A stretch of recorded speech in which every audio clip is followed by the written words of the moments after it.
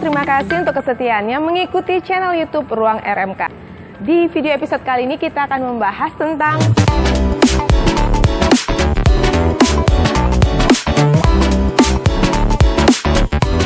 Selamat menyaksikan, Tuhan Yesus memberkati. Kita akan membahas salah satu bagian dari kitab suci yang boleh dikatakan kontroversial, cukup menimbulkan perbedaan pendapat di antara satu orang dan orang yang lain, di antara satu gereja dengan gereja yang lain. Bagian tersebut kerap kali di dalam bahasa Inggris disebut dengan istilah the number of the beast, bilangan dari sang binatang tersebut. Nah, kalau kita lihat bagian dari yang disebut dengan the number of the beast ini terdapat di dalam Wahyu pasal 13. Wahyu pasal 13 ayat yang ke-18 yang mengatakan di sana yang penting di sini ialah hikmat. Barang siapa yang bijaksana, baiklah yang menghitung bilangan binatang itu, karena bilangan itu adalah bilangan seorang manusia dan bilangannya ialah 666. Nah, sekali lagi saya ingin mengatakan ini adalah salah satu bagian yang sangat kontroversial. Nah, di dalam sejarah penafsiran, ini adalah bagian yang kerap kali dijadikan objek spekulasi. Nah, dan sejak beratus-ratus tahun silam, manusia mencoba untuk menerka apa sih yang dimaksudkan dengan angka ini. Nah, sehingga muncul berbagai macam spekulasi yang mengkaitkan dengan tokoh-tokoh dunia semacam Napoleon Bonaparte, Adolf Hitler, Ronald Reagan, Michael Gorbachev, Bill Gates, Paus, dan Barack Obama. Nah, contoh yang paling sederhana kita lihat di urutan ketiga, Ronald Wilson Reagan yang pernah menjadi Presiden Amerika pada dekade 1980-an. Kalau saudara perhatikan, Ronald itu terdiri atas 6 huruf. Wilson terdiri atas 6 huruf, Reagan terdiri atas 6 huruf. Jadi banyak orang mengatakan, oh ini loh, yang menjadi perwujudan dari angka 666. Nah, sementara Michael Gorbachev sebagai contoh. Nah, ini penetapan penetapan Michael Gorbachev sebagai pribadi yang terkait dengan angka 66 ini mungkin dipengaruhi oleh sebuah novel yang kemudian difilmkan dengan judul The Omen. Nah, di dalam film The Omen itu kalau saudara ingat bahwa angka dari 66 itu tersembunyi di kepalanya. Dan kalau saudara lihat ketika Gorbachev memimpin Rusia, itu dikatakan, bukan dikatakan, tapi kita melihat bahwa ada semacam tanda di kepalanya. Banyak orang mengatakan ya itu adalah sesuatu yang digunakan untuk menutupi angka 666. Nah, itu adalah contoh-contoh. Kita akan melihat contoh yang lain. Adolf Hitler.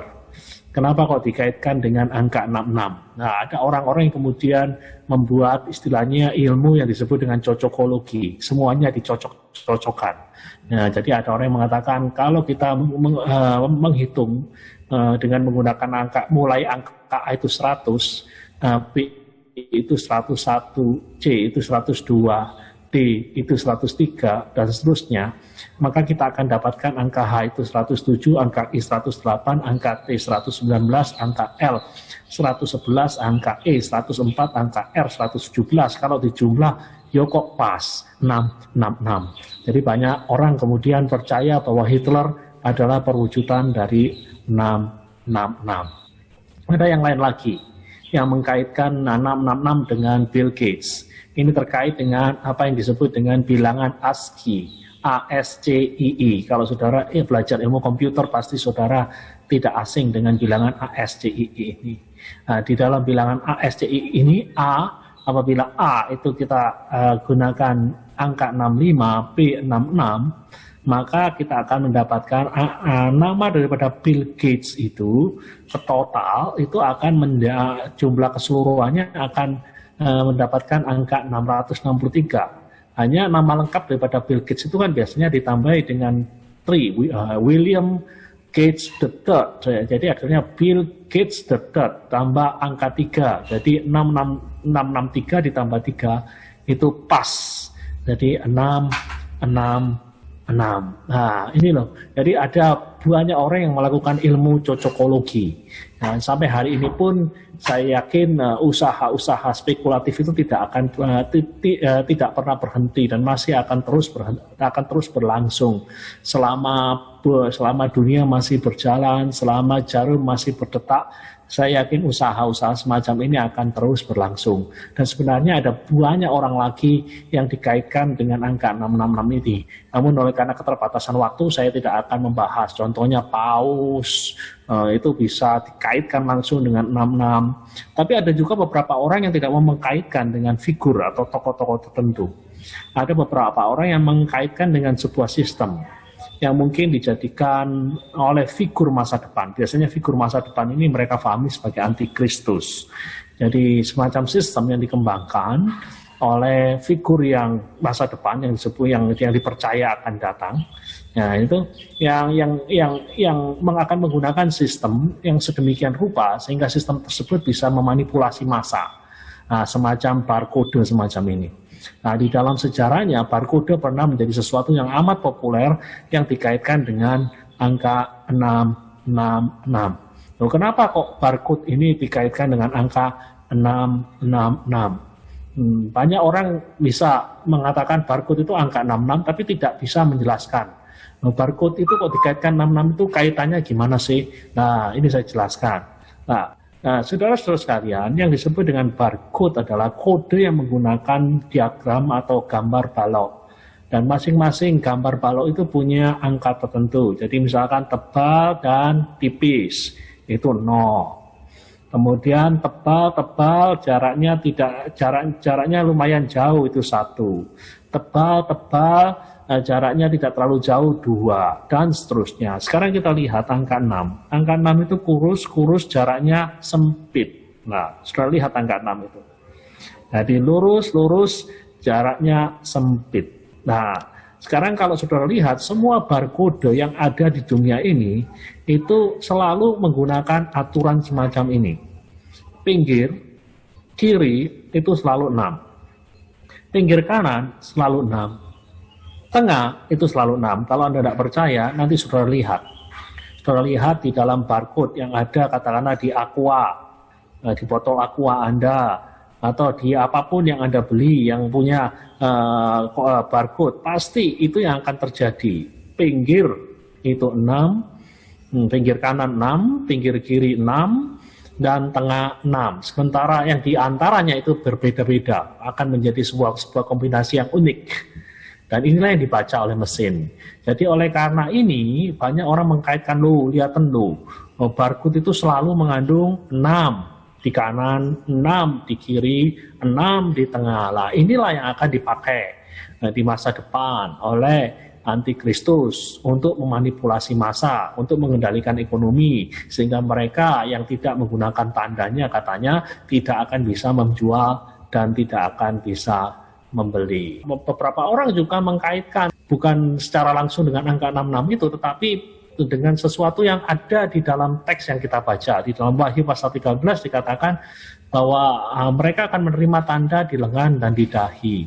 Jadi ada orang-orang yang berspekulasi dan kemudian memahami bagian ini secara harafiah, secara literal. Jadi bagian yang ada di lengan, bagian yang ada di dahi itu adalah semacam biochip yang konon katanya isinya sebesar biji beras itu, yang bisa diselipkan di dalam bagian tubuh manusia. Dan mereka mengatakan sekarang ini sudah ada bahkan mereka kemudian menyebarkan gambar-gambarnya melalui WA, melalui Facebook dan lain sebagainya. Nah, itu jadi ini adalah spekulasi-spekulasi yang ada di sekeliling kita pada zaman ini, dan sampai hari ini saya tidak henti-hentinya mendapatkan istilahnya setiap tahun sudah hampir 20 tahun lebih saya, sudah hampir 22 tahun itu hampir setiap tahun selalu ada saja orang-orang yang meminta saya untuk membuat respon terhadap hal-hal yang semacam ini. Mereka bertanya, apa benar sih 666 itu terkait dengan ini, terkait dengan pribadi ini, terkait dengan sistem ini. Sampai hari ini, lalu bagaimana saya meresponi hal-hal tersebut? Itu loh. Sebenarnya untuk memahami makna dari 66 ini, hal yang terbaik adalah kita kembali untuk mengerti bahwa 666 itu tidak terpisah dari apa yang kita sebut dengan kitab Wahyu. Dan kitab Wahyu itu adalah sebuah kitab yang menjadi produk dari abad pertama mula-mula.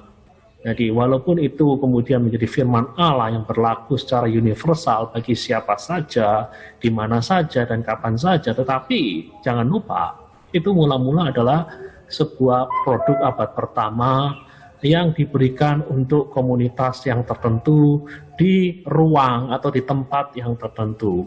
Jadi kalau kita mau memahami angka 66 ini, pertama kali kita harus berusaha untuk memahami di mana angka 66 itu pertama kali muncul dan konteks historis apa yang menjadi pencetusnya. Nah, supaya kita bisa memahami sebuah teks dengan baik ya. Teks tanpa konteks itu akan menjadi apa saja, terserah.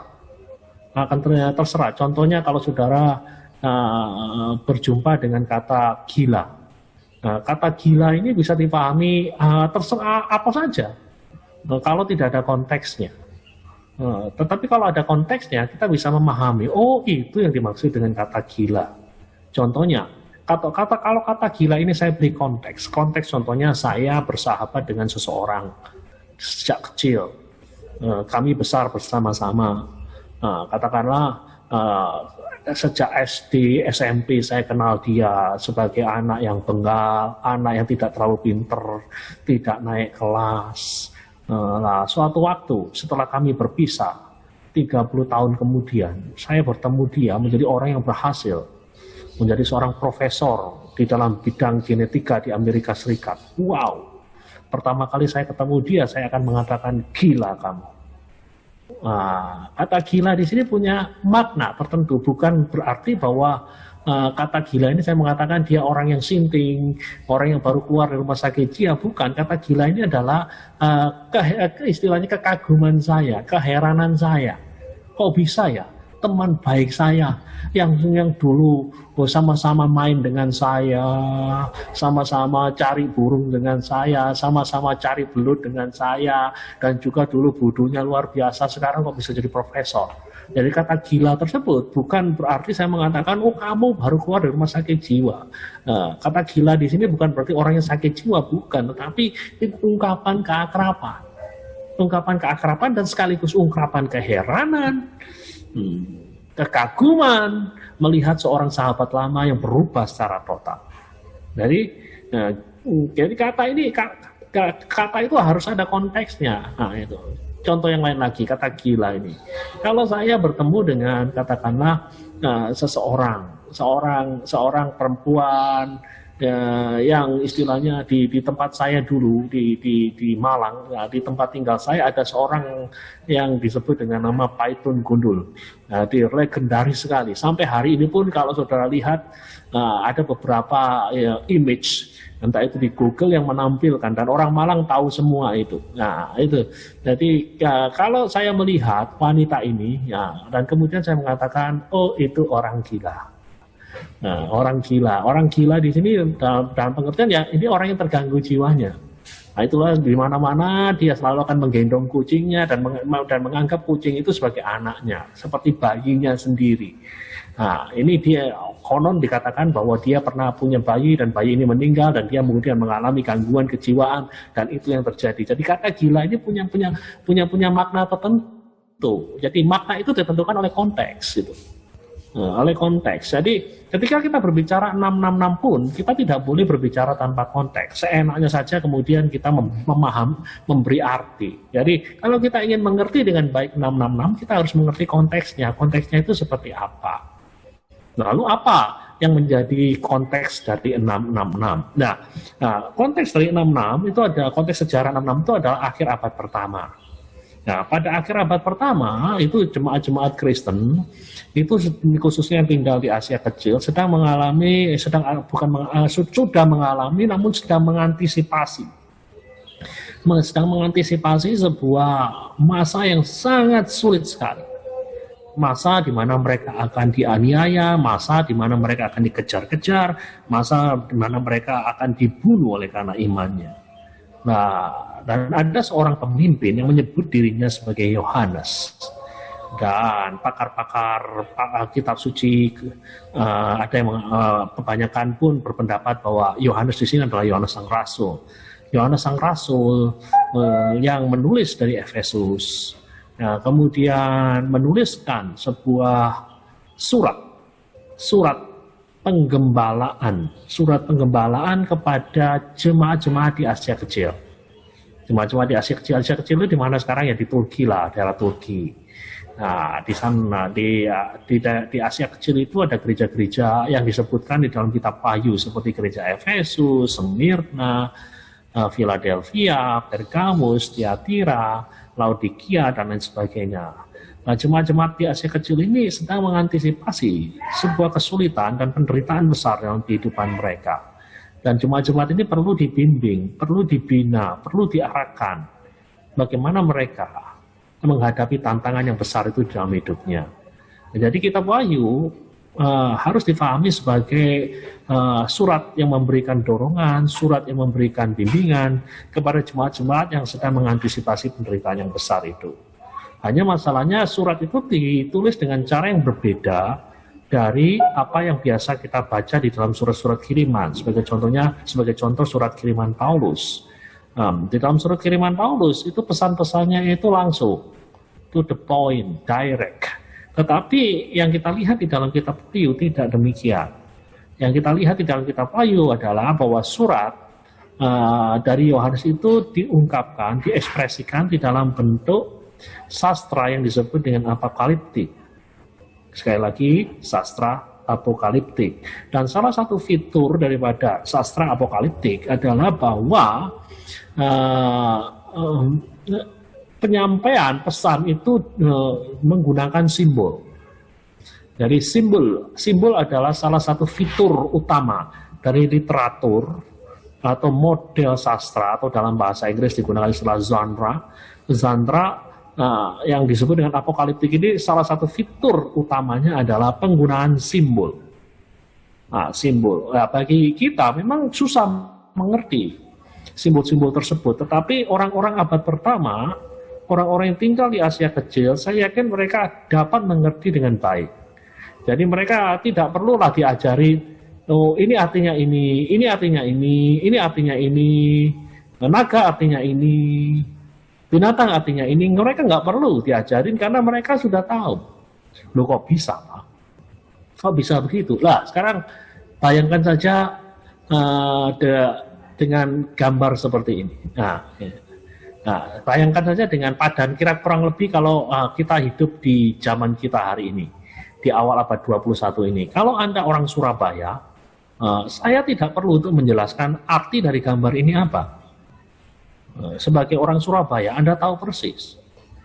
Gambar ikan hiu dan gambar buaya ini adalah lambang dari kota Anda.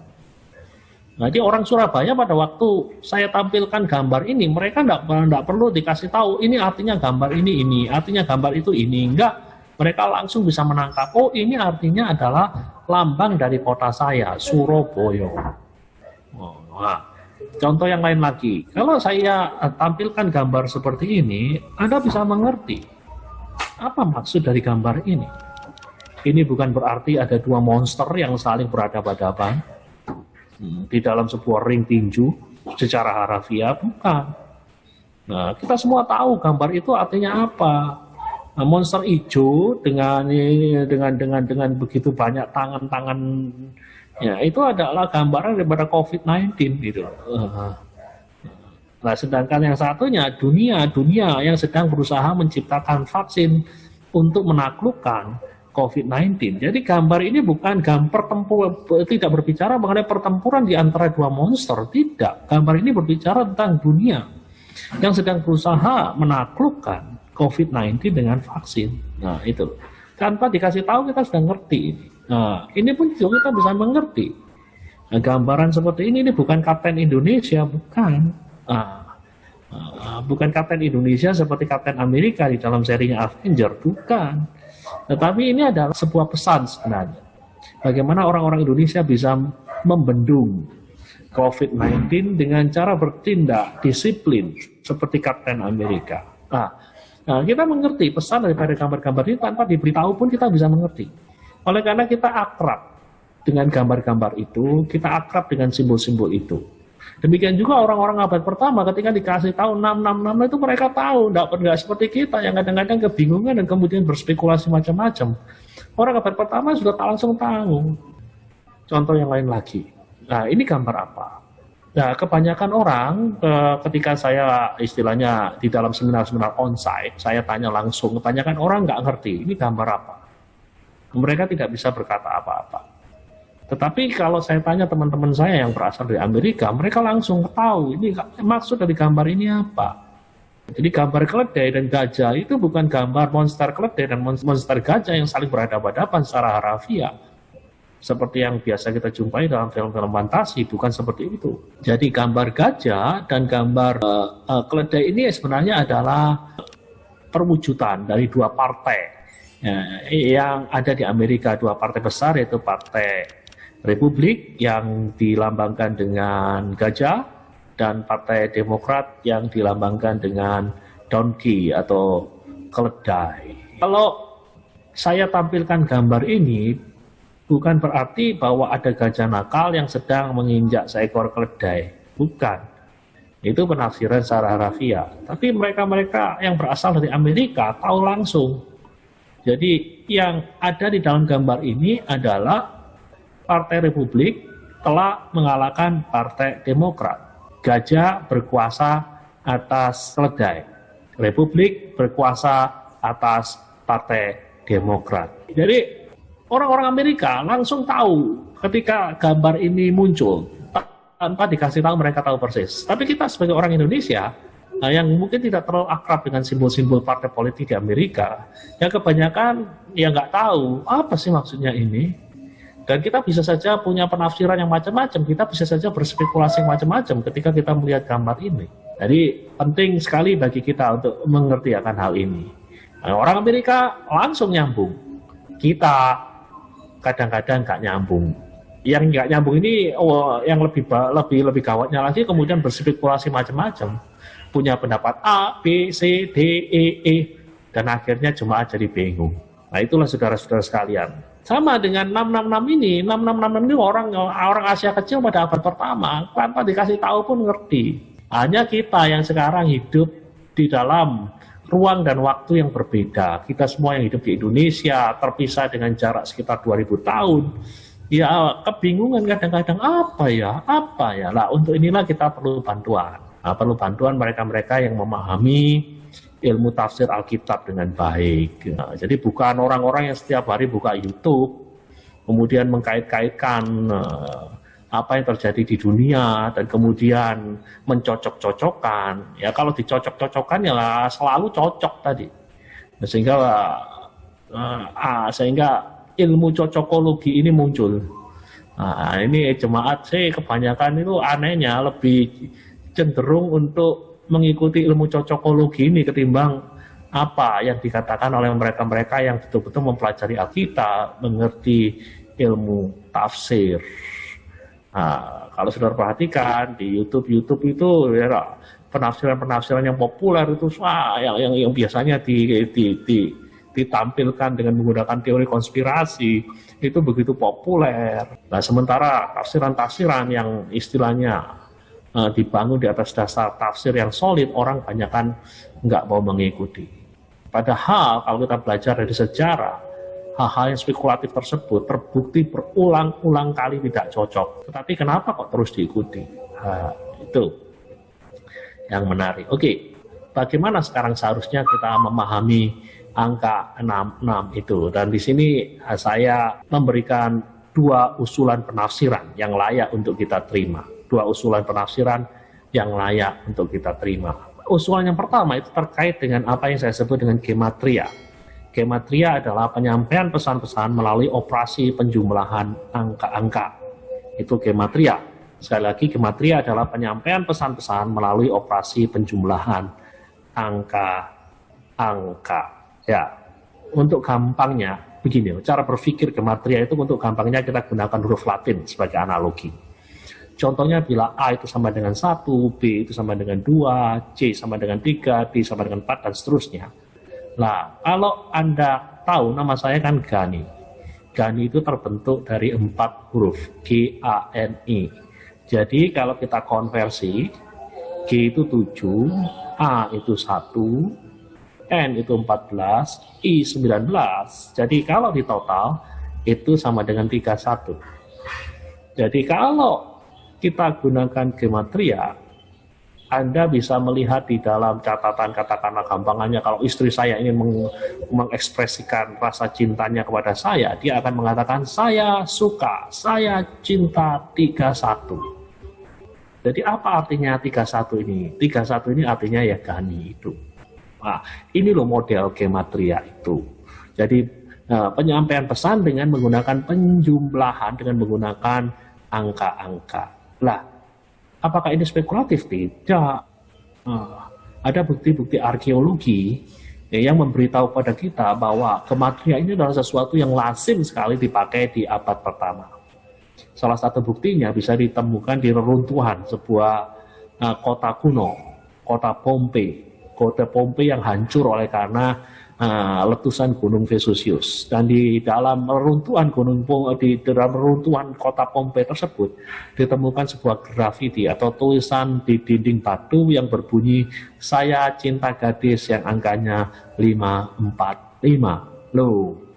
Jadi gematria adalah sesuatu yang lazim digunakan pada waktu itu. Jadi jangan heran kalau kemudian binatang tersebut tidak langsung disebutkan namanya begini, tapi hanya digunakan angka 666. Nah, sekarang kita akan maju lebih jauh lagi. Nah, saudara tahu bahwa Alkitab kita ditulis dalam 3 bahasa. Perjanjian Lama ditulis dalam bahasa Ibrani dan dalam bahasa Aramaik. Perjanjian Baru ditulis dalam bahasa Yunani Koine. Nah, yang menarik adalah di dalam 2 bahasa utama di dalam Alkitab, Aram itu hanya dipakai sedikit dalam Alkitab. Dalam bahasa utama, dalam 2 bahasa utama Alkitab kita, bahasa Yunani Koine dan dalam bahasa Ibrani, mereka tidak punya angka seperti kita 1, 2, 3. 1, 2, 3 itu adalah angka Arab. Nah, sementara Greek, Hebrew, bahkan Roma, Latin itu tidak punya angka. Angka itu diungkapkan dengan huruf-huruf. Contohnya huruf Latin untuk 5 itu V. Huruf Latin untuk 1 itu I. Ya, itu. Nah, demikian pula Ibrani dan Yunani itu tidak punya angka. Jadi mereka mengekspresikan angka dengan menggunakan huruf. Nah, sekarang bilangan si binatang. Nah, si bilangan si binatang itu 66. Ya, kalau kita gunakan prinsip gematria tadi, ternyata nama orang yang paling cocok, yang paling sesuai adalah nama dari seorang kaisar Roma yang terkenal oleh karena kebengisannya, yang terkenal oleh karena kegilaannya, yang terkenal oleh karena kejahatannya. Nama kaisar tersebut adalah Kaisar Nero.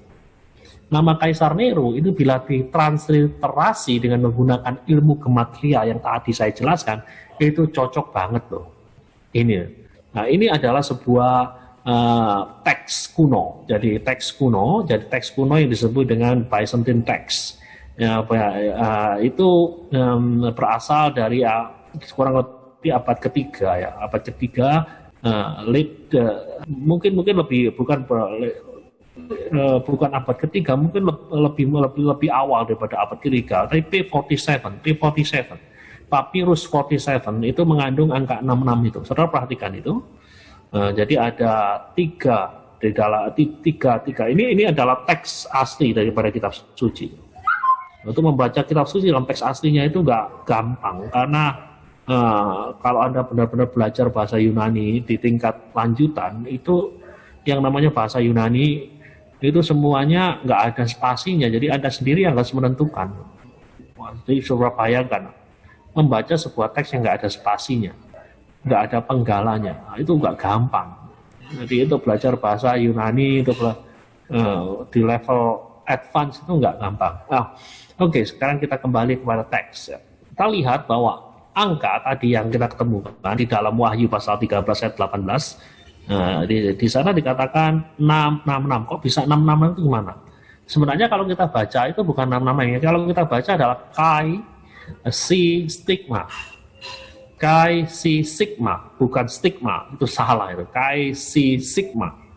Kai Si Sigma itu kalau dijumlah pas 6, 6, 6. Jadi kita membaca di dalam teks aslinya adalah Chi Sig Sigma 666. Nah, 66 ini kalau kemudian kita konversi, sebelum kita konversi, saya gunakan istilahnya, kan nama saya tadi kan Gani. Kalau dalam bahasa Indonesia digunakan gematria kan jadi 31. G7, A1, N14, I9. Jadi kalau di total itu 31. Nah, sekarang kalau nama saya istilahnya saya transliterasi dalam bahasa Yunani. Dalam bahasa Yunani, G itu setara dengan gamma, A itu setara dengan alfa, N itu setara dengan nu, I itu setara dengan iota. Hasilnya bukan lagi 31 tetapi 64. Nah, sekarang kita lihat Nero. Nah, Nero. Jadi kita lihat Alkitab kita itu Alkitab yang ditulis dalam bahasa Yunani, Perjanjian Baru. Nah, dan sekarang kalau Nero itu kemudian ditransliterasi, kata Nero tadi ditransliterasi ke dalam bahasa Ibrani, maka yang muncul adalah ini 666. Neron Kaisar. Bahasa Ibrani itu tidak punya huruf vokal. Nah, bahasa Ibrani tidak punya huruf vokal. Jadi Neron Kaisar itu kalau dihitung dengan menggunakan ilmu gematria tadi, hasilnya adalah 666. Cocok sekali. Jadi yang menarik adalah ternyata teks-teks salinan yang ada di dalam istilahnya di dalam perbendaharaan, kumpulan salinan-salinan teks Perjanjian Baru menunjukkan bahwa bukan hanya ada angka 66. Beberapa teks tidak menyebut, bukan beberapa teks, ada teks yang menyebut bukan 666. Ada teks yang menyebut 616. Contohnya adalah Papirus 115. Di dalam Papirus 115, yang dikatakan di sana adalah binatang itu angkanya bukan 666 tetapi 616. Loh, kok bisa gitu ya? Nah, ingat. Kita tidak punya teks asli Alkitab, kita tidak punya. Yang ada adalah salinan-salinan. Dan salinan-salinan itu banyak sekali, ribuan. Dan ada satu salinan yang menulis bukan 666 tetapi 616. Nah, justru keberadaan 616 ini menguatkan hipotesa Nero.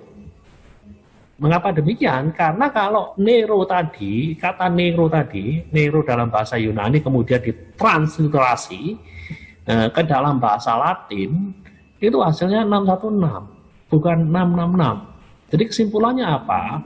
Papirus 115 ini tampaknya ditulis untuk orang-orang yang fasih berbahasa Latin. Jadi sang penyalinnya kemudian mengkontekstualisasikan Nero sekarang diubah ke dalam bahasa Latin, hasilnya bukan 666 tetapi 616. Ini Greek numeral. Ini adalah 616. Nah, jadi itu dari papirus yang berasal dari abad ketiga. Jadi sekali lagi penggunaan gematria ini adalah sesuatu yang lazim. Bahkan Yesus sendiri punya angka sendiri. Yesus sendiri di dalam sebuah literatur yang namanya Sibylline Oracle itu angkanya adalah 888. Dari transliterasi Yesus,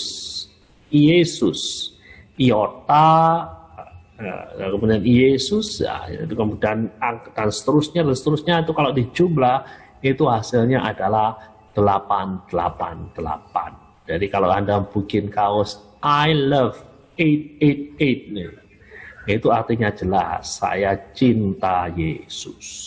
Saudara-saudara sekalian, ini usulan yang biasa kita jumpai di dalam buku-buku tafsiran. Jadi 666 itu berbicara mengenai figur yang dikaitkan dengan Nero. Pertanyaannya kenapa kok Nero? Ya karena Nero ini adalah figur yang dikenal istilahnya kalau evil itu perwujudan kejahatan itu dia yang jadi par excellence istilahnya, dia yang paling pas lah. Kalau dikatakan dia yang paling jahat, ya ini orang yang paling jahat, jadi paling pas lah. Dikatakan, jadi kalau Kristus itu digambarkan sebagai orang yang paling baik, yang paling sempurna, yang paling perhatian, maka yang menjadi padanannya yang paling jelek yang dikenal oleh orang pada waktu itu, pada abad pertama, ya Nero. Nero itu begitu jahat. Jadi kalau saudara lihat di dalam sejarah begitu jahatnya dia, keluarganya saja dibantai. Jadi kita melihat, jadi nggak heran kalau kemudian Yohanes menggunakan Nero sebagai figur contoh atau prototipe bagi antikristus. Dari antara kaisar Roma yang sudah ada, sedang ada, dan akan ada, mungkin tidak ada duanya. Tidak ada yang bisa menandingi Nero.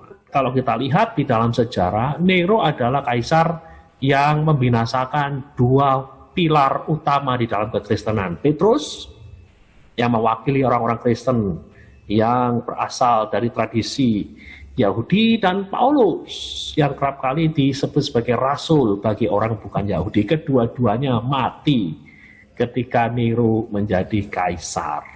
Jadi jangan heran kalau kemudian figur ini dikaitkan sebagai figur antikristus. Nah, jadi mengerti ya? Nah, jadi sampai saya mudah-mudahan bisa dimengerti. Sayang saya tidak punya kesempatan untuk istilahnya menyampaikan ini di dalam ibadah onsite atau di dalam live, di mana akan ada interaksi yang mungkin jauh lebih menarik ya.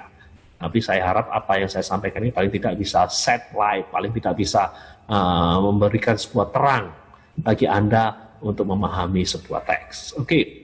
Jadi Nero ini dikatakan sebagai prototipe, sebagai figur contoh. Jadi siapapun yang istilahnya memperlihatkan karakteristik seperti ini ya layak disebut sebagai antikristus. Tidak harus istilahnya menuju pada Nero itu sendiri, karena pada waktu Yohanes menulis kitab Wahyu itu Nero sudah lama nggak ada. Nero meninggal sekitar pertengahan dekade tahun 60-an. Sementara Yohanes menulis Wahyu mungkin sekitar akhir tahun 80-an. Tetapi gagasan cerita legenda mengenai Nero itu sangat-sangat dominan sekali hingga Yohanes hidup. Bahkan ada semacam legenda bahwa Nero yang mati bunuh diri itu sebenarnya tidak benar-benar mati. Dia sedang dalam tanda kutip bersembunyi dan suatu waktu akan datang lagi untuk memporak-porandakan orang percaya dan tatanan kemasyarakatan yang sudah mapan. Nah, itulah sebabnya di dalam Wahyu pasal 13 sudah dikatakan binatang itu kelihatannya sudah mati, tetapi nanti akan bangkit kembali kena luka. Ini istilahnya dalam bahasa Inggris dikatakan mortal wounds, luka yang mematikan. Tetapi binatang itu bisa bangkit dari luka yang mematikan. Jadi banyak penafsir mengatakan ini berbicara mengenai legenda Nero yang sangat populer pada waktu itu, bahwa Nero sebenarnya belum mati. Dia suatu waktu akan datang lagi. Nah, dan inilah yang dipinjam oleh Yohanes untuk menyeberangkan figur antikristus. Oke, sekarang kita lihat alternatif yang kedua, tafsiran simbolis murni. Di sini saya ingin Anda memahami bahwa di dalam kitab Wahyu, angka-angka itu punya makna. Di dalam setiap budaya, angka itu punya makna. Contohnya di dalam budaya barat, angka 13 itu angka sial, sehingga banyak orang yang kemudian menolak untuk mendapatkan angka 13. Entah itu di rumahnya, entah itu di tempat duduk yang dia duduki, karena itu terkait dengan sial. Sementara dalam tradisi budaya Cina, angka 4 itu menjadi angka yang tidak disukai. Kalau saudara pergi ke Hong Kong, saudara tidak akan menjumpai istilahnya, jangankan di Hong Kong, di Jakarta itu beberapa hotel itu tidak ada lantai 4. Jadi lantai 4 dihindari. Bahkan ada beberapa hotel yang katakan yang punya lantai lebih dari 1 digit, 2 digit, yang 4 itu dihindari. Jadi 14 nggak ada. Kemudian 24 tidak ada, 34 tidak ada. Itu saya pernah lihat. Jadi karena apa ya, kemungkinan besar ya karena ini pemiliknya adalah orang yang dibesarkan tradisi budaya Cina, Angka 4 itu kan identik dengan kematian, identik dengan kesialan. Jadi pada akhirnya angka 4 itu menjadi angka yang tidak disukai. Dalam setiap budaya, angka itu punya makna. Nah, dalam budaya Cina, 4 itu apes, sial, mati. Nah, sekarang kita bicara angka dalam budaya Yahudi. Kenapa kok Yahudi? Ya karena penulisnya adalah orang Yahudi. Yohanes adalah orang Yahudi. Dan kebanyakan pendengar dari Yohanes juga ada yang berasal dari kelompok-kelompok Yahudi. Itu. Sekarang kita kembali ke budaya Yahudi. Dalam budaya Yahudi, angka 7 itu melambangkan kesempurnaan. Kalau di Indonesia, angka sempurna itu 10. Makanya kita lihat rapor dari anak-anak kita, kalau 10 itu berarti sempurna. Tidak ada 11. Tidak ada. Nah, sementara angka 3 itu melambangkan ketuhanan. Disuruh lihat di dalam Yesaya pasal 6, serafim, di dalam penglihatan atau visi saya itu berkata holy, holy, holy, suci, suci, suci 3 kali, bukan 2 kali, bukan sekali, bukan 4 kali.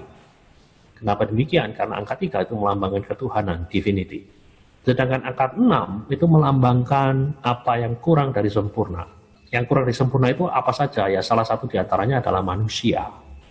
Nah, jadi angka 6 itu melambangkan apa yang kurang dari sempurna, apa yang corrupted. Jadi kalau kita sekarang menempatkan 3 angka 6 secara bersama-sama, jadi angka 6 itu dijajar sebanyak 3 kali. Jadi kalau kita menggunakan tafsiran simbolis, ini maksudnya jelas. Jadi apa yang tidak sempurna itu dipertuhankan. Apa yang ternoda itu disakralkan.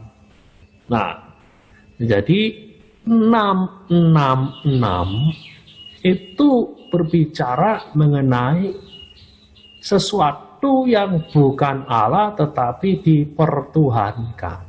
Sesuatu yang tidak sempurna yang dianggap sempurna seperti Tuhan. Jadi ketika Anda mengatakan aku loyal pada 666, itu artinya adalah Anda loyal pada apapun yang ada di dunia ini yang bukan Tuhan. Kalau pada abad pertama ini menunjuk apa? Pada saat Yohanes hidup ini menunjuk apa? Kalau pada saat Yohanes hidup ini menunjuk pada apa yang disebut dengan imperial cult atau kultus pemujaan kaisar.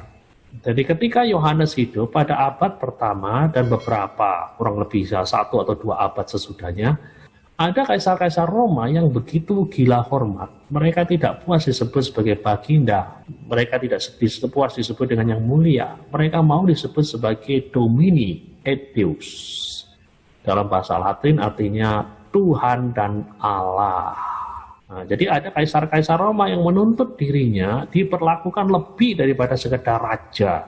Mereka minta untuk diperlakukan sebagai Tuhan dan Allah, Domini et Deus. Itulah sebabnya Yohanes meminta kepada para pembacanya untuk tidak melakukan ini. Sudah tahu pada abad pertama, orang-orang Roma mengharuskan semua orang yang ada di bawah kekaisarannya untuk menuang anggur, membakar kemenyan sambil mengatakan kaisar sebagai Domini et Deus, Tuhan dan Allah. Mereka-mereka yang menolak itu sanksinya macam-macam tergantung pada wilayahnya masing-masing. Ada yang kena hukuman mati seperti Antipas, ada yang mengalami sanksi ekonomi, tidak bisa membeli, tidak bisa menjual. Itu Anda bisa baca dalam kitab Wahyu, tidak bisa membeli, tidak bisa menjual. Itu bukan berarti bicara seperti yang Anda lihat dalam film-film akhir zaman. Orang tidak bisa beli di supermarket gara-gara nggak punya tanda. Bukan itu, tapi berbicara mengenai apa yang terjadi pada zaman dulu, pada zaman Wahyu ditulis, ketika orang-orang percaya seperti orang-orang di Smyrna yang menolak untuk mengikuti apa yang menjadi titah kekaisaran Roma, sehingga pada akhirnya mereka mengalami kemiskinan yang sangat-sangat ekstrim. Bahasa yang dipakai oleh Yohanes di sana dalam bahasa Yunani adalah tokos, yang artinya sangat-sangat miskin sekali. Oleh kenapa mereka sangat miskin? Ya karena mereka tidak bisa membeli, mereka tidak bisa menjual. Kenapa mereka tidak bisa membeli dengan mereka tidak bisa menjual? Oleh karena mereka hanya mau setia kepada Allah dan Kristus, bukan kepada kaisar manusia yang minta dirinya diperlakukan seperti Tuhan. Jadi 66 di sini berbicara mengenai apa yang bukan Allah, yang dianggap sebagai Allah. Nah, sekarang tanda di lengan dan di dahi. Tanda di lengan kanan dan di dahi. Jadi kalau kita gunakan istilahnya penafsiran simbolis, kita harus tahu bahwa di dalam pemikiran Yahudi, lengan itu mempresentasikan perbuatan-perbuatan seseorang. Ingat ungkapan yang terdapat di dalam Mazmur 24 ayat 4. Orang yang bersih tangannya dan murni hatinya adalah orang yang boleh naik ke gunung Allah. Siapakah yang boleh naik ke gunung Allah? Yang boleh naik ke gunung Allah adalah orang yang bersih tangannya dan murni hatinya. Apakah ini berarti bahwa orang itu harus selalu cuci tangan seperti hari-hari ini? Bukan. Hati itu berbicara mengenai bagian yang tidak kelihatan, batin. Tangan, Anda bisa melihat tangan. Anda bisa melihat tangan saya. Jadi tangan melambangkan sesuatu yang lahir. Jadi ketika pemazmur mengatakan siapakah yang boleh naik ke gunung Allah yang kudus itu? Mereka yang bersih tangannya dan murni hatinya, itu jelas maksudnya. Mereka yang batinnya benar dan tindakan lahirnya itu juga benar. Jadi lengan itu melambangkan perbuatan-perbuatan. Dan lebih jauh lagi, di dalam budaya Semit, budaya Semit itu budaya-budaya termasuk budaya Israel disebut dengan budaya Semit. Lengan kanan itu adalah lambang, adalah simbol bagi fellowship atau persekutuan, keberpihakan. Itu model seperti kalau Anda hidup pada masa yang lalu, kalau Anda misalnya menjadi pengikut Baal, ya Anda mentatu lengan kanan Anda dengan Baal. Nah, itulah dalam budaya Semit, lengan kanan adalah simbol bagi fellowship. Jadi ketika seseorang kita punya menggunakan tanda 66 di lengan kanannya, maksudnya orang-orang itu menunjukkan keberpihakan, menunjukkan loyalitas pada apa yang menjadi tanda itu. Apa yang menjadi tanda itu ya 66 itu menunjukkan loyalitasnya pada apa yang bukan Allah. Apa yang bukan Allah tapi dianggap sebagai Allah. Nah, sedangkan dahi, kenapa kok dahi itu? Kenapa kok tidak di perut? Dahi. Sekali lagi ini semuanya berbicara mengenai tradisi Yahudi. Dahi dalam budaya Yahudi itu kerap kali diasosiasikan dengan pola berpikir. Nah, itulah sebabnya orang-orang Yahudi itu selalu menggunakan tefillin. Itu sebuah kotak kecil, persegi, dan berwarna hitam yang mengandung ayat-ayat Taurat. Jadi kotak-kotak kecil ini mengingatkan mereka untuk selalu menyesuaikan tindakan dan pola berpikir mereka dengan Taurat. Nah, jadi hanya sayang ya saya tidak bisa menampilkan gambarnya. Mungkin di slide saya kurang lengkap ya. Tapi nanti kalau ada waktu atau apa coba saya tampilkan. Ya, jadi tefillin itu sebuah kotak kecil, persegi dan berwarna hitam mengandung. Kalau saudara lihat contohnya adalah orang-orang yang biasa berdoa. Kalau saudara buka YouTube ya, orang-orang Yahudi yang berdoa di depan pondok ratapan itu selalu menggunakan kotak kecil yang ditaruh di dahinya pada waktu sembahyang. Itu disebut dengan tefillin. Di dalam tefillin itu ada ayat-ayat Alkitab. Ya. Jadi ketika orang Yahudi sembahyang dengan menggunakan tefillin ini, mereka diingatkan bahwa dalam hidup mereka harus selalu hidup sesuai dengan Taurat. Jadi dahi itu menunjukkan paradigma berpikir. Jadi tadi tanda di tangan dan tanda di dahi itu tidak harus kita tafsirkan secara harfiah seperti yang biasa Anda jumpai di dalam film-film akhir zaman atau di dalam novel-novel akhir zaman atau di dalam seminar-seminar populer mengenai akhir zaman. Tanda di tangan dan di dahi sebenarnya hanyalah sekedar simbol, lambang dari pola berpikir dan perilaku. Pola berpikir apa ya? Pola berpikir tadi ya, mempertuhankan apa yang bukan Tuhan. Nah, sebelum saya akan membawa Anda kepada aplikasi, saya ingin Anda merenungkan hal ini. Tentu Anda setuju kalau saya mengatakan bahwa firman Allah itu harus selalu relevan bagi siapa saja, di mana saja, dan kapan saja, bukan? Saya yakin semua dari antara Anda akan mengatakan amin. Ambil satu contoh, tetapi carilah dahulu kerajaan Allah dan kebenarannya, maka semuanya itu akan ditambahkan kepadamu. Matius 6 ayat 33, ayat yang terkenal. Ayat tersebut tentu relevan bagi saya, bagi Anda, bagi rekan-rekan kita yang tinggal di Cina, di Afrika, dan Amerika Serikat. Dan juga relevan bagi mereka yang hidup di abad pertama, abad kedua, abad ketiga, abad ke-10, abad ke-20, dan saat ini. Dan juga kalau Tuhan belum datang pada katakanlah sampai abad ke depan, sampai abad ke-22, ya, ayat tersebut akan selalu relevan. Berlaku di mana saja, kapan saja, bagi siapa saja. Nah, kalau Anda sekarang memahami 666 beserta tanda di tangan didadahi seperti dalam film dan novel yang banyak muncul belakangan ini, 666 itu hanya difahami sebagai fenomena masa depan. Bukankah itu bertentangan dengan apa yang kita yakini sebagai kebenaran di atas? Kebanyakan orang membaca wahyu hanya untuk masa depan. Padahal wahyu juga berbicara masa lalu, masa kini, dan masa depan. Nah, kalau sekarang kita baca 666 itu hanya untuk sesuatu yang masih nanti. Masih nanti. Nah, lalu bagaimana dengan orang-orang yang hidup sebelum kita? Bagaimana mereka bisa mengkaitkan diri mereka dengan Wahyu pasal 13? Bagaimana dengan orang-orang pada abad pertama, 2, ke-12, ke-16? Jadi masakan mereka dan sebenarnya kita juga, karena kebanyakan dari antara kita pada waktu membaca Wahyu pasal 13 selalu mengkaitkan dengan masa depan, bukan dengan masa kita. Masakan mereka, masakan mereka dan kita tidak bisa menarik aplikasi apa-apa dari Wahyu pasal 13 ini. Coba renungkan hal itu kalau kita memahami 666 itu sebagai sebuah fenomena yang akan terjadi. Saya yakin Wahyu 13 itu juga bisa berbicara bagi kehidupan setiap orang di dalam setiap zaman, termasuk zaman di mana kita hidup sekarang ini. Nah, sekarang apa aplikasi daripada 666 ini di dalam kehidupan kita hari ini? Apakah hari ini kita bisa menggunakan tanda si binatang itu dalam kehidupan kita tanpa harus dimasukin chip?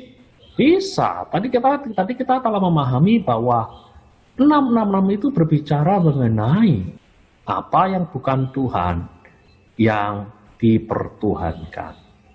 Jadi kalau kita punya paradigma berpikir dan kemudian kita wujudkan di dalam kehidupan kita secara nyata, paradigma berpikir berbicara mengenai dahi, kehidupan nyata kita itu berbicara mengenai lengan. Nah itu.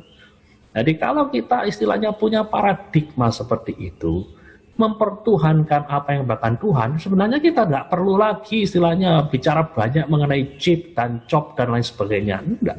Dalam kehidupan kita hari ini pun kita bisa dalam tanda kutip mengenakan tanda si binatang itu. Kapan itu? Ketika kita menganggap apa yang bukan Tuhan sebagai Tuhan. Contohnya, ada yang menganggap sukses itu sebagai Tuhan. Ketika kita menganggap sukses itu lebih penting daripada Tuhan, nah, kita sedang mengenakan tanda si binatang itu. Apa yang bukan Tuhan yang kita pertuhankan. Contoh yang lain lagi, suami, istri, kekasih. Ada orang yang mengatakan, I cannot live without you. Karena begitu, ada orang yang istilahnya menjadi bucin, budak cinta, sehingga akhirnya ya itu tadi, I cannot live without you. Nah, di sini kekasihnya dipandang itu sebagai pribadi yang paling penting, lebih penting daripada Tuhan. I cannot live without you, masa gitu.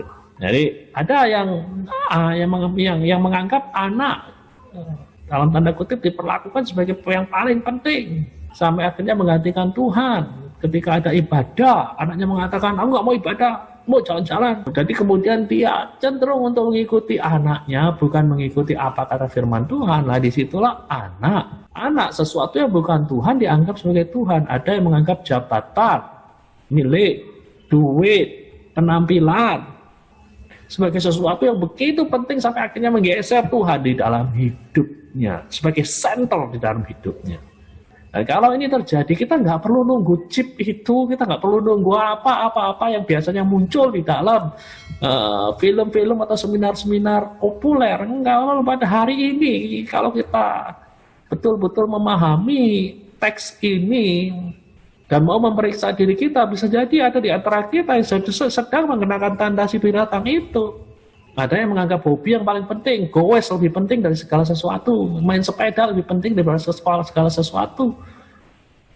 Main sepeda sampai menggeser tempat Tuhan itu di dalam kehidupan Anda sebagai tempat yang paling penting, tempat yang paling sakral.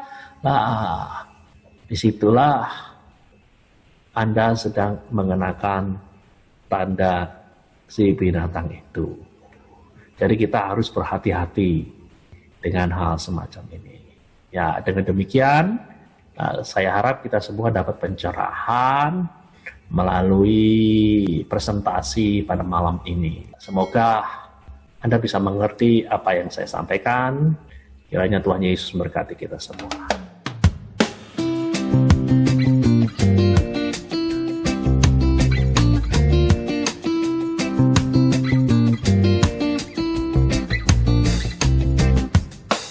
Ya, kita harus memahami akhir zaman. Akhir zaman di dalam pemikiran para penulis Alkitab, akhir zaman itu bukan dimulai katakanlah 20 abad sesudah mereka hidup. Enggak. Kalau kita lihat di dalam karya-karya Perjanjian Baru, mereka memahami bahwa mereka hidup di akhir zaman. Akhir zaman di dalam teologi Perjanjian Baru itu menunjuk rentang waktu yang dimulai katakanlah dengan kebangkitan Kristus, kenaikannya ke surga, turunnya Roh Kudus, dan itu akan terus berlangsung sampai nanti apa yang disebut dengan istilah parusia atau kedatangan Kristus kali yang kedua. Jadi akhir zaman adalah waktu yang memisahkan di antara itu, di antara kebangkitan dengan kedatangan kali yang kedua. Jadi jangan sampai kemudian kita salah di dalam memahami arti akhir zaman itu. Penulis-penulis Perjanjian Baru memahami betul bahwa mereka hidup di akhir zaman. Lihat, Rasul Paulus mengatakan hari sudah jauh malam di dalam Roma pasal 13. Kemudian kita lihat penulis yang lain seperti Yohanes mengatakan, anak-anakku, ini adalah waktu yang terakhir. Nah, ketika dia berbicara waktu yang terakhir, itu dia tidak berbicara tahun 2020, tidak. Dia berbicara pada abad pertama. Jadi mereka tahu, jadi dalam pemahaman mereka, ya Kristus itu akan segera datang lah istilahnya. Jadi itulah, jadi kata-kata akhir zaman itu kadang-kadang disalah mengerti oleh orang-orang di zaman kita itu. Akhir zaman selalu dipahami dengan sesuatu yang baru, istilahnya dipicu dengan munculnya sesuatu. Contohnya COVID-19, akhir zaman. Tsunami Aceh, akhir zaman. Kemudian terjadi serangan di WTC, di New York, akhir zaman. Selalu dikaitkan dengan event-event tertentu, dan kemudian di situ kemudian muncul seminar-seminar yang kemudian dikaitkan dengan wahyu, gitu. Nah, padahal akhir zaman itu sendiri di dalam vocabulary atau di dalam peristilahan Alkitab itu berbicara mengenai itu. Rentang waktu yang memisahkan di antara katakanlah kebangkitan Yesus dengan kedatangan yang kedua. Jadi apakah Wahyu berbicara tentang akhir zaman? Yes, gitu loh. Ya karena memang ya contohnya apakah Wahyu berbicara tentang betul gitu loh. Apakah kita hidup di akhir zaman? Betul. Anda hidup di akhir zaman. Karena kita hidup di dalam rentang itu, di antara kebangkitan dan parusia, di antara kebangkitan hingga kedatangan kali yang kedua. Apakah kita pasti berbicara tentang itu semua? Iya, ya bicara tentang itu semua. Penunggang kuda dari kitab Wahyu, bicara penunggang kuda yang berwarna merah, itu kan berbicara mengenai perang. Dan perang itu kan terjadi terus itu. Dari zaman, istilahnya dari zaman Yohanes menulis sampai zaman kita.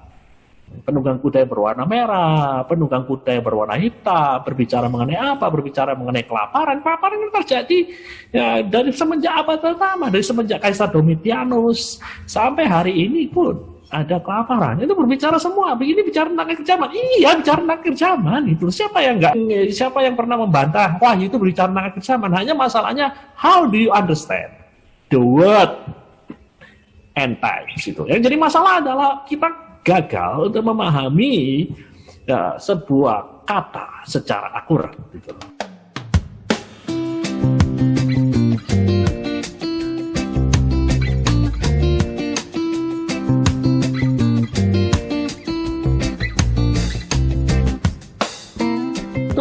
Jadi we are living in the last days. Itu adalah istilah yang kerap kali dipakai oleh penulis-penulis Alkitab. Mulai dari Petrus yang berkhotbah di hari Pentakosta. Lihat. Ketika Petrus mengatakan pada hari-hari terakhir, kalau saudara punya Alkitab dalam bahasa Inggris, saya mengatakan di sana dikatakan this is dead. Kan Petrus sedang mengutip perkataan Nabi Yoel. Nabi Yoel berkata pada hari-hari terakhir Rohku akan dicurahkan kepada anak-anak manusia. Dan Petrus mengatakan apa yang terjadi di dalam diri kita hari ini di Yerusalem. Petrus mengatakan dalam bahasa Inggris jelas sekali, this is dead. Itulah yang dikatakan oleh Nabi Yoel. Jadi Petrus sendiri memahami bahwa dirinya adalah umat akhir zaman. Jadi jangan sampai kemudian kita istilahnya mengisi sebuah kata dengan pengertian yang sebenarnya tidak alkitabiah, tidak ada di sana.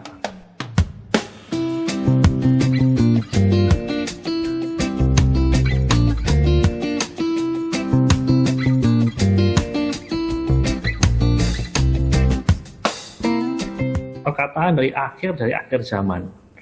I don't think it is worth using istilahnya. Tapi saya tidak berpikir bahwa itu adalah kata yang istilahnya pantas digunakan karena kata itu tidak ada di dalam Alkitab. Dan pertanyaan saya, how do you know if your time is the last of the end times? Nah, ya, jadi semuanya dibangun di atas dasar spekulasi. Jadi lebih baik kita menggunakan istilah yang bagus. Alkitab tidak menggunakan the last of the last days. Alkitab hanya menggunakan istilah last days, hari-hari terakhir atau end times.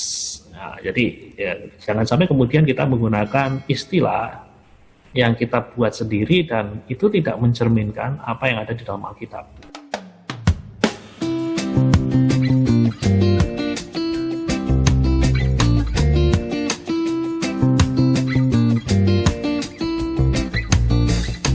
Mengenai chip, ya pakai saja, nggak ada masalah dengan itu.